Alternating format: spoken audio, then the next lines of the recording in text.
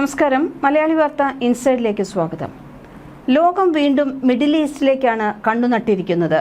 ഇടയ്ക്കിടെ ശാന്തം, ഇടയ്ക്ക് പൊട്ടിത്തെറി. അതാണിപ്പോൾ പശ്ചിമേഷ്യയിലെ അവസ്ഥ. ഒരു വശത്ത് അമേരിക്കയുടെ കടുത്ത മുന്നറിയിപ്പ്, മറുവശത്ത് ഇറാന്റെ ഉറച്ച മറുപടി. ഞങ്ങൾ ഭീഷണിക്ക് മുന്നിൽ മുട്ടുമടക്കില്ല. ഇത് വെറും വാക്കുകളുടെ യുദ്ധമാണോ, അതോ ഏതു നിമിഷവും പൊട്ടിപ്പുറപ്പെടാവുന്ന ഒരു പുതിയ സൈനിക ഏറ്റുമുട്ടലിന്റെ സൂചനയോ? ലോകത്തെ വീണ്ടും ആശങ്കയിലാഴ്ത്തുന്ന അതീവ ഗുരുതരമായ സംഭവ വികാസങ്ങളാണ് ഇപ്പോൾ പുറത്തുവരുന്നത്. അമേരിക്കയുടെ ഭാഗത്തുനിന്ന് ഇറാനിലേക്ക് ഇതുവരെ കാണാത്തത്ര ശക്തമായ മുന്നറിയിപ്പ്. അതിന് ഇറാൻ നൽകിയ മറുപടി അതിലും കൂടുതൽ. ചർച്ചയോ യുദ്ധമോ? ഈ ചോദ്യത്തിനുള്ള ഉത്തരം നിർണയിക്കുന്ന മണിക്കൂറുകളിലൂടെയാണ് ലോകം ഇപ്പോൾ കടന്നുപോകുന്നത്. ഇറാന്റെ ആണവ പദ്ധതി, അമേരിക്കയുടെ ഉപരോധങ്ങൾ, ഹോർമൂസ് കടലിടുക്കിലെ സംഘർഷം, ഇസ്രയേലിന്റെ സുരക്ഷാ ആശങ്കകൾ, ഗൾഫ് മേഖലയിലെ സൈനിക വിന്യാസം, എണ്ണവിലയുടെ അനിശ്ചിതത്വം എല്ലാം ഇപ്പോൾ ഒരേ നൂലിൽ ബന്ധിക്കപ്പെട്ടിരിക്കുന്നു. ഒരു തെറ്റായ തീരുമാനം പോലും മിഡിൽ ഈസ്റ്റിനെ വീണ്ടും വലിയ യുദ്ധത്തിലേക്ക് തള്ളിവിടുമെന്ന ആശങ്ക ശക്തമാണ്. കഴിഞ്ഞ ഏതാനും മാസങ്ങളായി അമേരിക്കയും ഇറാനും തമ്മിലുള്ള ബന്ധം കൂടുതൽ വഷളായിരിക്കുകയാണ്. ഇറാന്റെ ആണവ പദ്ധതി വീണ്ടും വേഗത്തിലായെന്നാണ് അമേരിക്കയും യൂറോപ്യൻ രാജ്യങ്ങളും ആരോപിക്കുന്നത്. അതേസമയം ഇറാൻ പറയുന്നത് മറ്റൊന്നാണ്. ഞങ്ങളുടെ ആണവ പദ്ധതി സമാധാനപരമായ ആവശ്യങ്ങൾക്കാണ്, ആണവായുധം നിർമ്മിക്കാനല്ല. പക്ഷെ അമേരിക്ക ഇതിൽ ഒട്ടുമേ വിശ്വസിക്കുന്നില്ല. കാരണം ഇറാൻ കൂടുതൽ അളവിൽ ഉയർന്ന ശുദ്ധതയുള്ള യുറേനിയം സമ്പുഷ്ടീകരിച്ചു എന്നാണ് പാശ്ചാത്യ രാജ്യങ്ങളുടെ വിലയിരുത്തൽ. പശ്ചിമേഷ്യൻ യുദ്ധം അവസാനിപ്പിക്കാനുള്ള സമാധാന ചർച്ചകൾ ഇറാൻ തള്ളിയതിന് പിന്നാലെ കടുത്ത മുന്നറിയിപ്പുമായി അമേരിക്കൻ പ്രസിഡന്റ് ഡൊണാൾഡ് ട്രംപ് ഇപ്പോൾ മുന്നോട്ട് വന്നിരിക്കുകയാണ്. ഒന്നുകിൽ കരാർ, അല്ലെങ്കിൽ പൂർണ്ണ കീഴടങ്ങൽ. ഇതാണ് ട്രംപ് ഇറാന് മുന്നറിയിപ്പ് നൽകിയിരിക്കുന്നത്. തന്റെ സമൂഹ മാധ്യമത്തിലൂടെയാണ് ട്രംപ് അന്ത്യശാസനം നൽകിയിരിക്കുന്നത്. മേഖലയിലെ സംഘർഷം അവസാനിപ്പിക്കുന്നതിനും കരാർ ഉറപ്പിക്കുന്നതിനും തെഹ്റാൻ ഭരണകൂടത്തിന് ലഭിക്കുന്ന അവസാനത്തെ അവസരമാണ് ഇതെന്നും ട്രംപ് വ്യക്തമാക്കി. തന്റെ ഔദ്യോഗിക സോഷ്യൽ മീഡിയ പ്ലാറ്റ്ഫോമായ ട്രൂത്ത് സോഷ്യൽ വഴിയാണ് ട്രംപ് ഇക്കാര്യം അറിയിച്ചത്. ഒന്നുകിൽ പുതിയ കരാറിൽ ഒപ്പുവെക്കുക, അല്ലെങ്കിൽ പൂർണ്ണമായും യുഎസിന് മുന്നിൽ കീഴടങ്ങുക എന്നീ രണ്ട് ഓപ്ഷനുകളാണ് ട്രംപ് ഇറാന് മുന്നിൽ വെച്ചത്. 5 മാസമായി തുടരുന്ന ഈ സംഘർഷാവസ്ഥ അവസാനിപ്പിക്കാൻ ഇതിലൊന്ന് ഇറാൻ തിരഞ്ഞെടുത്തേ പറ്റൂ എന്നാണ് യുഎസ് നിലപാട്. അമേരിക്കയുടെ ലക്ഷ്യം വെറും ആണവ പദ്ധതി നിർത്തുക മാത്രമല്ല. അവർക്ക് 4 പ്രധാന ആശങ്കകളുണ്ട്.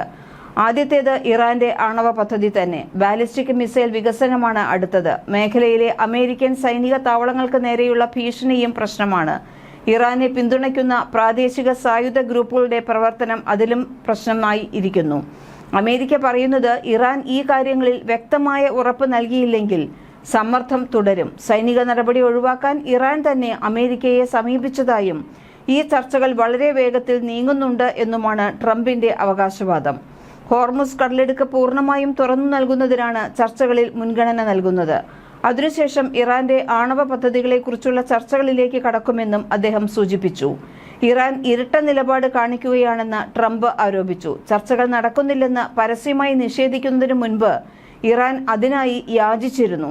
അമേരിക്കയുമായി നേരിട്ട് ചർച്ചകൾ നടക്കുന്നില്ലെന്നും ഒമാനുമായി മാത്രമാണ് സംസാരിക്കുന്നതെന്നുമുള്ള ഇറാന്റെ പ്രസ്താവനകളെ പൂർണ്ണമായും തള്ളിക്കളഞ്ഞിരിക്കുകയാണ് യുഎസ്. ഇറാന്റെ തന്നെ അഭ്യർത്ഥന പ്രകാരമാണ് ചർച്ചകൾ നടക്കുന്നതെന്നും സൗദി അറേബ്യ, UAE, ഖത്തർ എന്നീ രാജ്യങ്ങൾ ഇതിനെ പിന്തുണയ്ക്കുന്നുണ്ടെന്നും അദ്ദേഹം അവകാശപ്പെട്ടു. സൈനിക നടപടികൾക്കുള്ള പദ്ധതികൾ നിലവിലുണ്ടെന്നും ചർച്ചകളിലൂടെ ഒരു പരിഹാരമുണ്ടാക്കാൻ അവർക്ക് അവസാനമായി ഒരവസരം കൂടി നൽകുകയാണെന്നും ട്രംപ് പറയുന്നു. അവർക്ക് തിരിച്ചറിവുണ്ടാകുമെന്ന് പ്രതീക്ഷിക്കുന്നതായും അദ്ദേഹം കൂട്ടിച്ചേർത്തു. പതിറ്റാണ്ടുകളായി അവർ സൃഷ്ടിച്ച ഒരു പ്രശ്നത്തിനുള്ള പരിഹാരത്തെക്കുറിച്ചാണ് ഞങ്ങൾ സംസാരിക്കുന്നത്.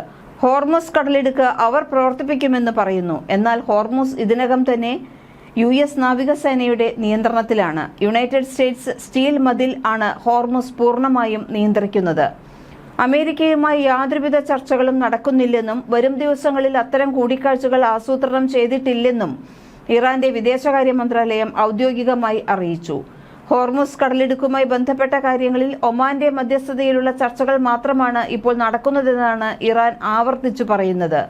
ഇറാന്റെ നേതൃത്വം അവിശ്വസനീയമാം വിധം കപടത കാണിക്കുകയാണെന്നും രഹസ്യമായി ചർച്ചകൾക്ക് അഭ്യർത്ഥിക്കുമ്പോഴും പരസ്യമായി അത് നിഷേധിക്കുകയാണെന്നും അദ്ദേഹം ട്രൂത്ത് സോഷ്യലിലൂടെ ആരോപിച്ചു. ഒരു കരാറിൽ ഒപ്പിടുക, അല്ലെങ്കിൽ സമ്പൂർണ്ണ കീഴടങ്ങൽ എന്നതല്ലാതെ മറ്റു വഴികൾ ഒന്നും തന്നെ മുന്നിലില്ലെന്നും ഇറാനെ ഒരിക്കലും ആണവായുധം നിർമ്മിക്കാൻ അനുവദിക്കില്ലെന്നും അദ്ദേഹം ആവർത്തിച്ചു.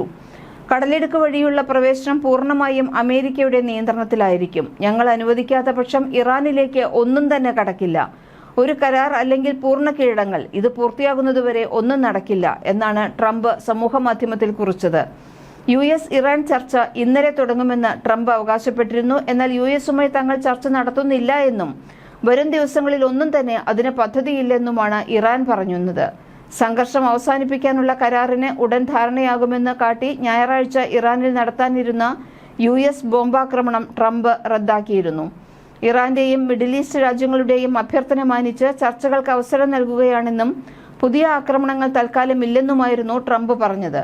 അതേസമയം അമേരിക്കൻ അനുമതിയില്ലാതെ ഇറാനിലേക്ക് ഒരു കപ്പൽ പോലും ഇനി കടത്തിവിടില്ലെന്ന് ട്രംപ് പറഞ്ഞു. അമേരിക്കയുമായി കൃത്യമായ കരാറിലെത്തുകയോ അല്ലെങ്കിൽ പൂർണ്ണമായി കീഴടങ്ങുകയോ ചെയ്യാതെ ഈ ഉപരോധത്തിൽ യാതൊരുവിധ ഇളവും ഉണ്ടാകില്ലെന്നും US പ്രസിഡന്റ് താക്കീത് നൽകി.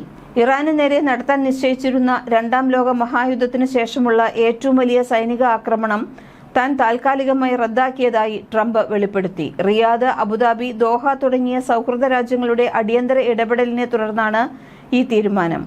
സൗദി അറേബ്യ, UAE, ഖത്തർ തുടങ്ങിയ സഖ്യരാജ്യങ്ങളുടെ ശക്തമായ അഭ്യർത്ഥന മാനിച്ചാണ് വ്യോമാക്രമണം നീട്ടിവച്ചതെന്ന് അദ്ദേഹം പറഞ്ഞു. നയതന്ത്ര തലത്തിൽ പ്രശ്നപരിഹാരത്തിന് ഇപ്പോഴും സാധ്യതയുണ്ടെന്നാണ് സഖ്യരാജ്യങ്ങൾ കരുതുന്നത്.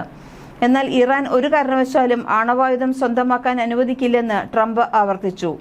ഇറാനുമേൽ സൈനിക സാമ്പത്തിക സമ്മർദ്ദം ശക്തമാക്കാൻ പുതിയതും നൂതനവുമായ വഴികൾ കണ്ടെത്തണമെന്ന് ആവശ്യപ്പെട്ട് US സെൻട്രൽ കമാൻഡിന്റെ ഇന്റലിജൻസ് വിഭാഗം അയച്ച നിർണായക ഇമെയിൽ വിവരങ്ങൾ പുറത്തുവന്നു.